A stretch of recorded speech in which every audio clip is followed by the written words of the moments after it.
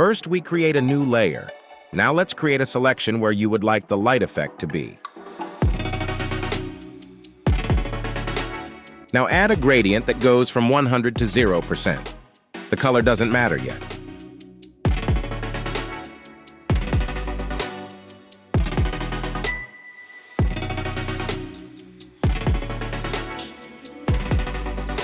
Then press Ctrl+T and transform this layer so that it fits nicely on the lamp.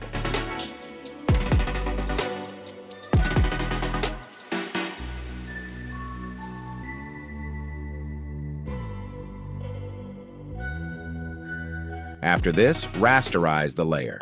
You can find it in the menu by Layer, Rasterize Layer. Then go to Filter, Blur, and select Motion Blur. Play around with the settings so that it fits nicely with the photo.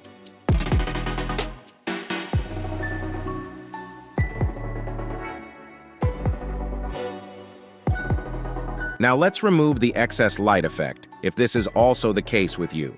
You can do this with one of the selection tools.